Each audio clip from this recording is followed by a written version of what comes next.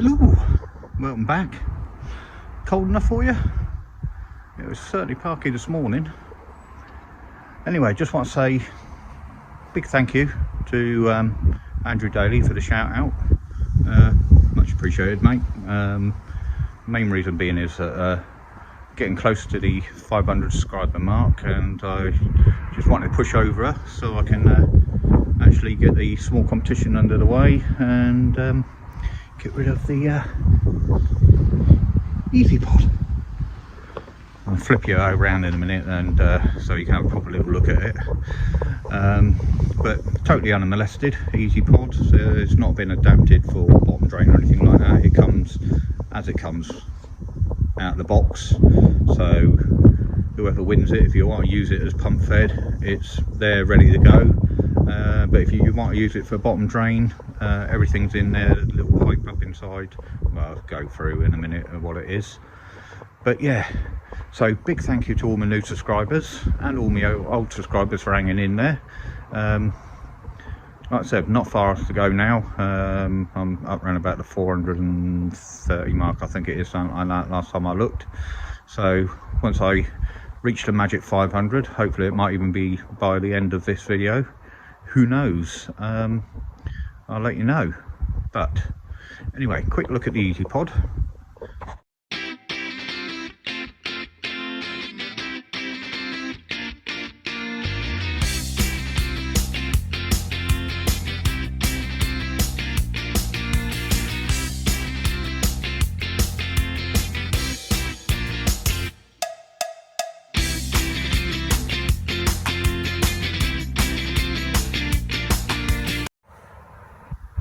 So yeah, there it is. One Evolution Aqua eazy pod. Like I said, totally unmolested. So everything's all there.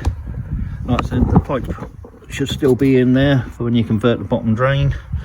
Got all the media. There's a mix of old and new in there, but I will give it a flush out and PP it before I send it off in the post. Got everything there, lid. There's the air pipe. That's a 3 to 4 inch adapter that on there. I'm not 100% sure if that comes with it or not, or whether that's something I brought for when I had it set up. I had it originally when I had my fish in the holding pool I had while I was building my pond, full of the intentions of using this as my main filter. But soon came to realise that I was going to need a bigger filter for the volume of water, so I brought myself to 220. I was thinking about using this as a secondary filter, but well, it didn't, so I was going to sell it. But I thought if I can help somebody out there, somebody who needs an eazy pod or a better filter for their pond, then, you know, do a little competition, give it away when I reach a milestone, and hopefully somebody will get the pleasure from it. Unfortunately, like I said, UK entrance only. I did look into international postage for the weight of it and everything and the size of it, and I would have had to take out a second mortgage, and I ain't quite prepared to go that far. So UK entrance only. Once I have the draw, the way it's going to work is I'm going to get set a little question, nice easy question. The answer will be in my videos, from one of my videos from past, might even be in this video as well. Nice simple question, and then all you got to be is subscribe to my channel, like the video, then answer the question, and then what I do is all the correct answers from anybody who's subscribed to my channel will then go into a random comment generator. You've all seen them before. YouTube provide it, and you can get other ones online. And then whoever that draws will be the winner. And then all you got to do is just contact me with your details, and as soon as I can arrange it to be picked up, it'll be sent off to you. I'll wrap it up in a bit of bubble wrap and protect all the sort of like joints on the outside if I can. But hopefully it should arrive to you in one piece. Anyway, on with today's video. So yeah, I know it looks like a bomb's hit it, but ripping the deck up because it's starting for the air source heat pump. I was looking where I was going to run the pipework to, which I'll show you in a minute, but I want to sit the air source heat pump just there. So there's the pond, there's the filter pit just down there, and then nice short run to the air source heat pump, so hopefully I won't get too much heat loss. Now what I want to do is going to pour a concrete base for it to sit on, but that means sort of like redoing the deck framework a little bit. And as it is, you know, you start these things and then one job leads to another job, because when I put it in, this corner here wasn't quite level anyway, so I'm dismantling it all and re-leveling all that anyway to start with. And then where the concrete's got to go is where this cross beam is, just here. So I'm going to cut that one out, move it across. I've got some postcrete to put another post in, so it's just this section just here. Redo the bar that was going across there, and then put some shuttering in for the concrete. I've got plenty of hardcore floating about, so I can put some hardcore in, and it's fairly solid this anyway, it's clay. So get all that done, but as usual, you go out, you do your shopping, you know, time's against you. It's about 3 o'clock in the afternoon now, so crack on with it. Have a quick look at the fish while I'm here. Temperatures have dropped down to about 12 degrees, so I'm hoping to get part of the covers on today, or tomorrow hopefully. I'm just going to put a couple of sheets on just to keep the wind chill off. I don't want to throw the covers all the way across just yet, but yeah, they're still coming up for feed, not as ravenous as what they normally are, but they're still coming up. Let's turn the air off a minute. So you can see pond temperature's 12.1, in the box is 15.5, but it's not that. I'll have to get myself on the outside temperature gauge. I've got this one that I took out the pond. What have we got on there?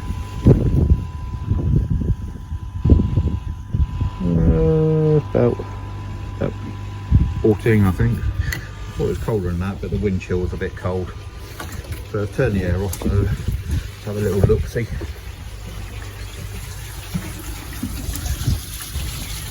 So, as you can see, everybody's looking well. Water's crystal, as it does tend to get this time of year. They're all doing well. All the problems we had before cleared away. Chad the Chag down there, his leading ray that he broke is completely and utterly healed now, which I'm really pleased about. We had no problems with it, no infection or anything like that, so just a bit. 2 showers have still got a little bit of a funny mark on the heads, but I'm pretty positive it's not heated, because like I said, there's colour underneath it, but it's not like you know, when you get sort of like a fungus infection or you get a parasite. It was just like a bit of loose skin, so it seems to be healing. But yeah, everybody's doing well, and the Pancho shower down there, it's the Sumi on that, it's coming through like nobody's business. It's just had a right old growing spurt on it. It's spreading. Not 100% sure if I'm liking it a lot, but see how it develops. If it joins up, it won't be too bad, but just hoping to see if it comes up. If it gets bigger and joins up, then It might not be too bad. Obi, the achiever, just dived down there underneath the shower. And it's doing really, really well. And I know I say it every week, but the Ogon, not named yet. Still trying to work out a name for him, work out his character and everything like that. But my God, they grow fast. Yeah, I know he's from Jumbo bloodline. It's one of the reasons I'm going to heat this winter, just so I can keep the feed going in and just get a bit of growth on him. But yeah, as you can see, everything's going well. No dramas to report, which I'm really pleased about. And platinum Ogon. I'm going to have to get a lens so I can cut out the glare off the water. But the platinum Ogon, he's grown quite well. And the old ghosty there. Yeah, I know it's not everybody's favourite, a ghost koi, but sentimental reasons he's staying in the pond. Like I said, the kids brought me that. That was one of the, well, that was the very first koi I got. I just had a normal sort of like goldfish pond with shabunkins and goldfish in, and then the kids brought me in from a Ghana centre. So yeah, it's the very first koi I got. So yeah, he's staying just for sentimental reasons. My little Goshki down there, you know, not really happy with the growth on him. He's what will he be? It'll be a year now. He was last year's spawn from this time, autumn spawning I think it was. So just you know, I wanted a Goshki, so I'll just see how he goes. Give him next summer, see how he picks up. If he's not picking up enough, then I may move him on. Ideal for somebody who's got a smaller pond. I mean, he's quite cute and he's quite happy and he's really healthy. It'll be interesting to see if the Benny develops into a floating Benny. Don't think it will, because if it did, I'd be seeing it by now. I thought but if you want a good floating Benny and a good side Goshki, then you've got to pay the money for them, unfortunately. Anyway, standing here watching the fish, it detracts you from work, so leave them alone and I'll get on with what I'm doing, and let's try and get this shuttering in, and then I'll show you what I'm going to do with the pipework box. Alright guys, catch you in a bit. Sodding typical, isn't it? Hey, you're trying to crack on with something, using your power tools, and batteries are gone. So while the batteries are on charge, they're fast charged, so hopefully it won't take too long. And if I need to, I've got light up there and I've got lights over there, so I can carry on when it gets dark. Pipework. So what I'm hoping to achieve this weekend, although I think it might be highly doubtful, is I'm going to put the bypass in for the air source heat pump, and just on the other side of the valves there, a little bit of pipe for connecting the solvent well flexi pipe, which hasn't arrived yet. I've only just ordered it though. Now the bypass can be put anywhere in your pond setup. You can have it with the air source heat pump when it goes over there, just behind it, so you can shut it all off, or you can have it sort of like close to your pump. It's entirely up to you where you put your bypass. I'm going to have it close to my pump, down in the filter pit. I'll show you where in a minute. But yeah, so I can set all this up and hopefully get it connected this weekend, because I did have the foresight to sort of like have valves everywhere on my pipework, so I can sort of like isolate everything off if I need to. So won't have to drain the pond or anything like that. I should be able to get these in situ, and then like I said, they can be there plumbed in, ready to accept the pipe, and then be connected up to the air source heat pump when it does arrive. Now for anybody who is building a pond, have a look at the fish while I'm waffling. Anybody who is building a pond, you can it's something to consider when doing your pipe work and everything like that, is future add-ons. Now at the time when you're building your pond, you might not have the budget for a heater or another biochamber or something like that. Now if you're thinking it's something you're going to fit later on, or you know, it might be a remote chance of fitting later on, then when putting your pipe work in, then think about sort of like setting up the pipe work and just blanking it off with a bypass, having things ready and to go for when you do add these things. If you understand what I'm saying, I don't think I'm explaining it very well. So if you think you're going to have a heater, put the pipe work in for a heater run, but just set up a bypass so you can bypass it. It's easy to do. I mean, hopefully you'll see how you do a bypass when I get this pipe work done. But yeah, so when you're doing a build, if you're thinking of building a pond or you're in the middle of the build, then just consider it. Just think about future add-ons that you might have. You ain't got the budget for at the moment, but you will do when you can afford it. Just put the pipe work in there ready to go. Alright, let's try and crack on a bit. Losing the light, but like I said, I have got outdoor lights. Cold. Bloody cold actually. So just looking around the garden, somebody did ask me what's the name of these mosses.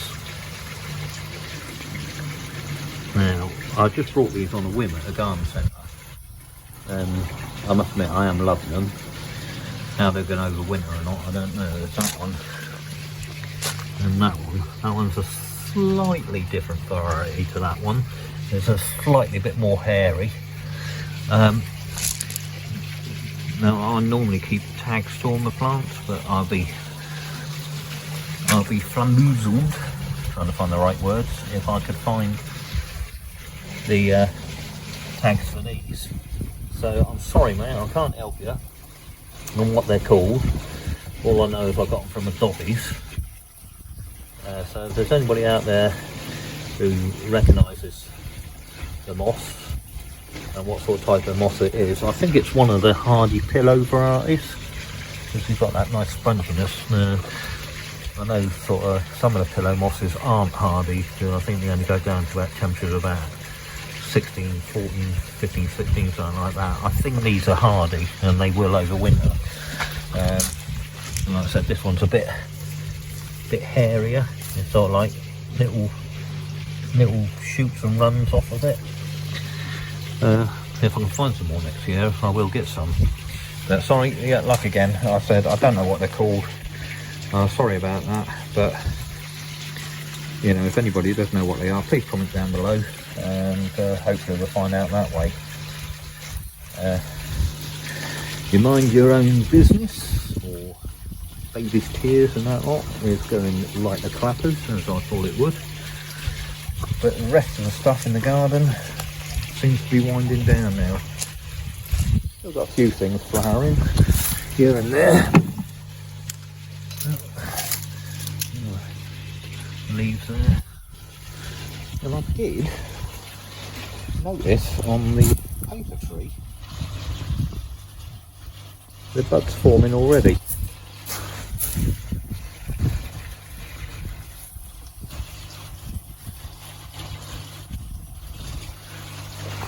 I think they're just leaf buds, if I remember rightly, because the flowering buds don't appear until spring, because these drop the leaves totally in winter, and then in spring a bud comes out and it just opens out little yellow flowers, smell of honey, but no leaves appear until the buds actually start to go over, the flowers actually go over.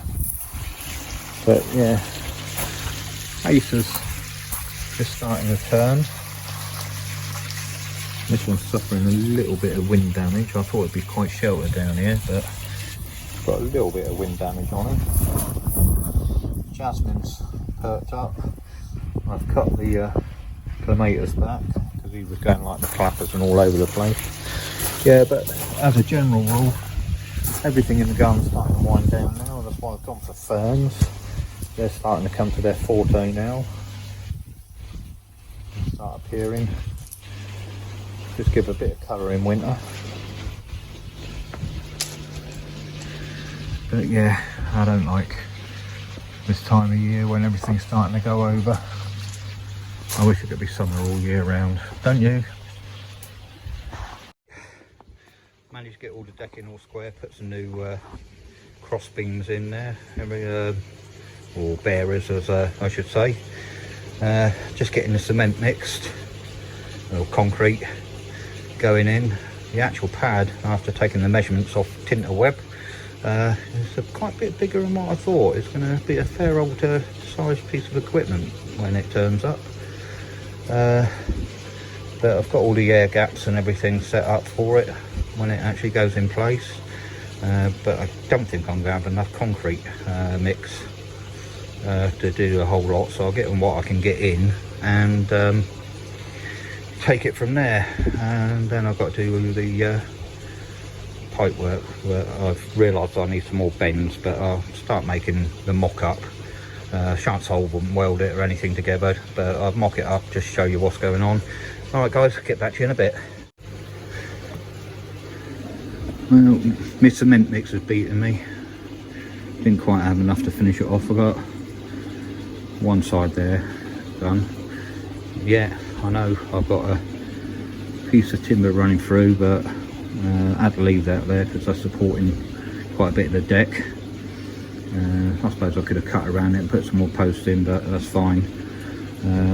So I just need to fill the rest of that side up. Not 100% sure whether you can pour concrete on top of concrete. I've left it rough, and it's going to stay inside the shutters anyway, the shutters, because obviously I'm going to deck up to the shutters. But any builders out there, ground workers or anything like that, if I'm doing wrong, just let me know. Tell me you can't do that.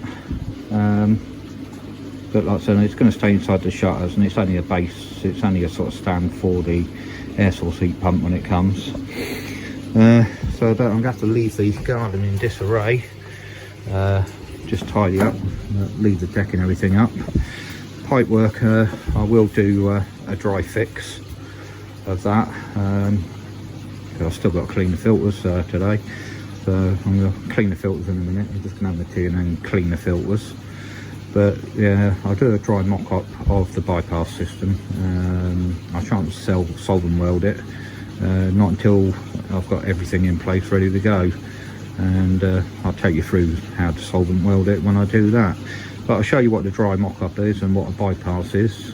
For those of you who don't know, most of us will know what a bypass is. But yeah, alright, catch you in a bit.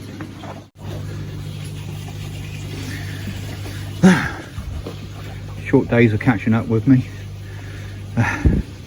Managed to get, like I said, half the concreting done over there. I've just covered it over the decking planks for now, just to keep the elements off, let it go off. Pond in darkness. Didn't manage to get the covers on again. I don't know, these days I just seem to be fighting time. Trying to cram too much in at a weekend, I suppose, but I'll get it done. I won't have any time this week. I won't have any evenings free this week because of work commitments. But anyway, I've got the mock-up done of the bypass, and as I said, I'll tell you. Let's zoom out. So basically, that's a bypass. So what will happen is that'll be from the pump, and it go through there, then that'll be up connected with flexi hose from there to another straight piece of pipe up to the air source heat pump, and then into the inlet of the air source heat pump, and then it'll come back out the outlet